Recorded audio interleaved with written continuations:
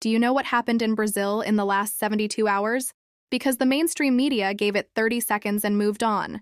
And I am not going to do that. Because what just happened in Recife is not a weather story. It is a warning. And there is a part of this story that nobody is talking about yet. A part that changes everything about how dangerous the coming weeks are going to be for millions of people.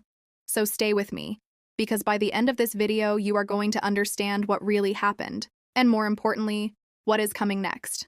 Let me start with the numbers, because the numbers are the first thing that should stop you cold. Between May 1st and May 2nd, 2026, 199 millimeters of rain fell across the Recife metropolitan area in less than 24 hours. 199 millimeters. That is not a rainstorm. That is 199 liters of water dropping on every single square meter of the city, simultaneously, on concrete, on asphalt, on hillsides already saturated from weeks of prior rain, with nowhere to go, nowhere to drain, nowhere to go except straight through people's front doors. The city did not flood slowly. It flooded the way a bathtub overflows, all at once. And it broke a 30-year rainfall record. 30 years. The last time this region saw rain like this, most of the people living there today were not even born. Now here is what the headlines told you. 6 dead. Thousands displaced. State of emergency declared. Rain easing. That is what they told you. Here is what they did not tell you. 3 of the 6 people killed were children. A 6-month-old baby, a 1-year-old child, a 7-year-old child. Read those ages again. 6 months, 1 year, 7 years. These were not people caught in the wrong place at the wrong time. These were families asleep in their own homes when the hillside came through the wall. In the Dois Unidos neighborhood of Recife, a mother and her 6-year-old son were killed when a hillside collapsed directly onto their house. In the Alto da Bondade neighborhood of Olinda, a 20-year-old woman and her 6-month-old baby were buried by a landslide. 5 other people were rescued from that same site. 5 people pulled out alive. We do not know yet how many are still under the mud. That number may still be rising. And here is what else they did not tell you. The official death toll of 6 came from Pernambuco alone. The state next door, Paraíba, had 2 more deaths simultaneously. João Pessoa, the state capital, Campina Grande, Conde, all hit at the same time. 2 separate states. 1 catastrophic 72-hour window. 8 total deaths across the region. The Brazilian government's own National Center for Risk and Disaster Management issued 22 emergency alerts during the peak of those storms. 22. They raised the operational response level to the highest possible alert status. Maximum alert. Not elevated, not high. Maximum. And here is the scale that the headlines kept glossing over. 9,400 people displaced across Pernambuco alone. By the time Civil Defense published their latest count on May 3rd, 7,700 people had been thrown out of their homes. Another 1,600 were confirmed homeless. Not displaced to a shelter. Homeless. And that is just Pernambuco. Add the 1,800 displaced in Paraíba, and you are looking at over 11,000 human beings sleeping somewhere other than their own beds tonight because of what happened in the last 72 hours. 27 municipalities hit. Not one neighborhood. Not one city. 27 separate communities simultaneously. Recife, Olinda, Paulista, São Lourenço da Mata, Jaboatão dos Guararapes, Camaragibe, city after city after city going under. The Pernambuco Fire Department rescued almost 500 people stranded by floodwater in a single night. Not 50. Not 100. Almost 500 people in one night. And they were doing those rescues while it was still raining, while new floodwater was still rising, while new landslides were still moving. That is what maximum alert actually looks like on the ground. Now I need to tell you something about Recife that most people do not understand. And I need you to understand it before I tell you what comes next. Recife is not just a city that floods sometimes. Recife is the 16th most climate-vulnerable city on the entire planet. That ranking comes from the United Nations Intergovernmental Panel on Climate Change, not a blog, not a local news report. The IPCC. And the reason Recife ranks that high is geography. The city sits at the delta of 3 rivers. It is surrounded by a network of canals and floodplains.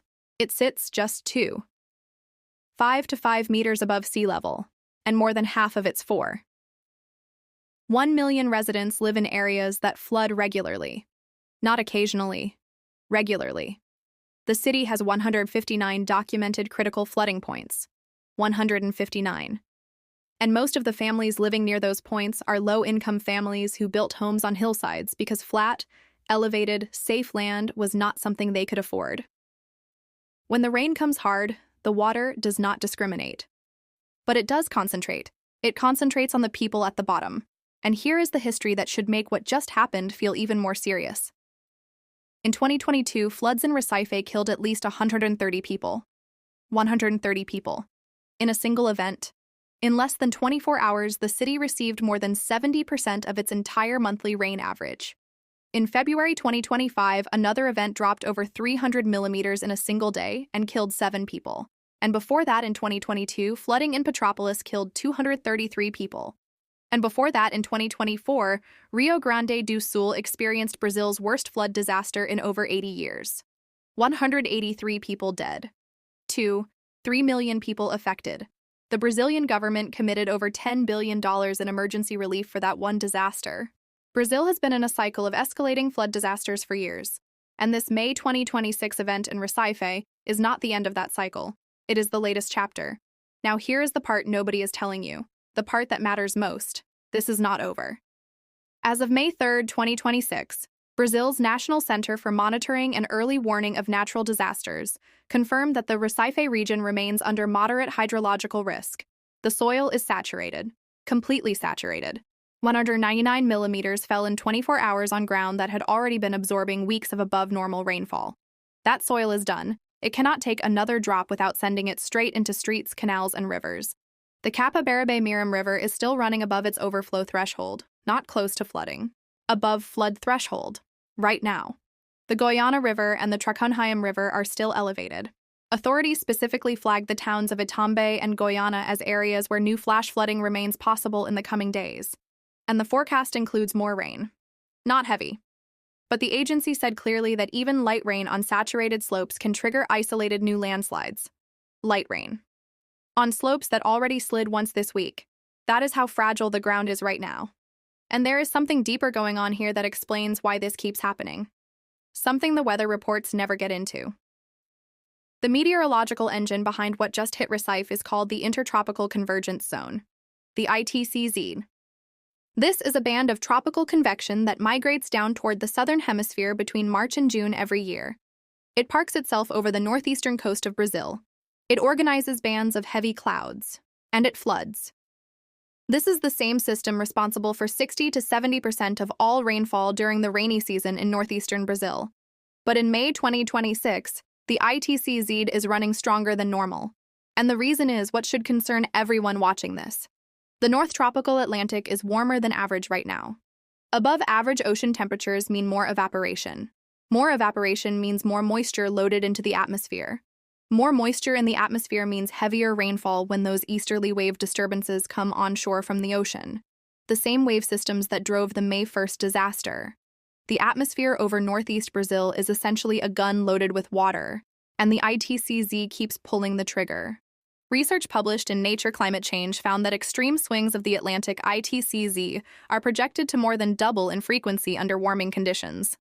From one extreme event every 20 years in the 20th century to one every 9 years in the 21st. We are now in the 21st century, and Recife is sitting directly in the crosshairs. Now the U.S. government noticed. On May 1, 2026, the U.S. Consulate General in Recife issued an emergency weather alert to all American citizens in the area. The alert said this: move to higher ground to avoid rising waters. Leave immediately if you are in a risk area. Seek shelter now. That is not a routine advisory. That is the U.S. government telling its own citizens to run. And here is what tells you how serious the logistics got. Recife's international airport suspended all operations for more than 5 hours during the peak of the storms.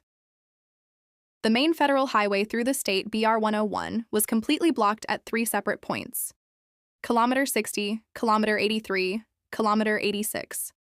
All 3 shut down simultaneously. A region of 4 million people temporarily cut off. Rescue teams fighting floodwater on roads that no longer existed. Federal civil defense teams deployed from outside the state because local capacity was overwhelmed.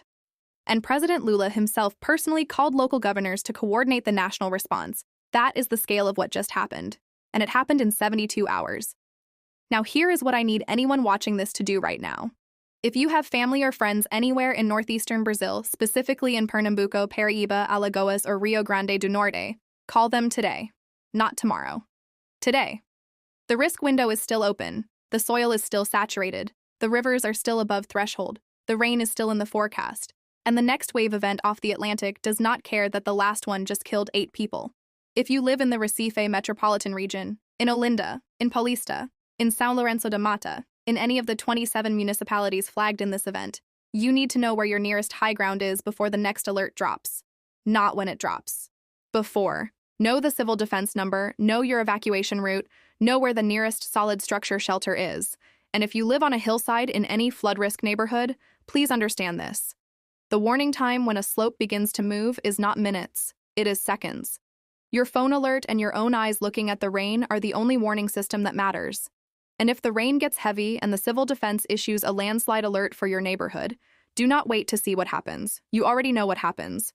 You watched it happen in Dois Unidos. You watched it happen in Alto da Bondade. Leave immediately. Here is the bottom line as of May 5th, 2026. Northeast Brazil just took one of its worst 72-hour rainfall events in 3 decades. 8 people are confirmed dead across Pernambuco and Paraíba. 3 of them were children under the age of 7. Over 11,000 people are displaced or homeless across both states. 27 municipalities were simultaneously impacted. The Capibaribe-Mirim River is still above its overflow threshold. The soil across the entire metropolitan region is fully saturated. More rain remains in the forecast. And the ITCZ, the tropical rain engine running this disaster, is sitting over the region with above-average ocean temperatures feeding it from below. This is not a story about what happened. This is a story about what is still happening. And what happens next in the coming days matters enormously for the families still picking through what is left of their homes in those 27 municipalities. I am going to keep watching this. I will be back the moment numbers change, the moment the risk level shifts, the moment there is new information about what is moving toward that coast. Because 9,400 people displaced and a river still above flood threshold means this story is not finished. Stay safe. Share this with anyone who needs to hear it. And please, if you have people you love in northeastern Brazil, make that call right now.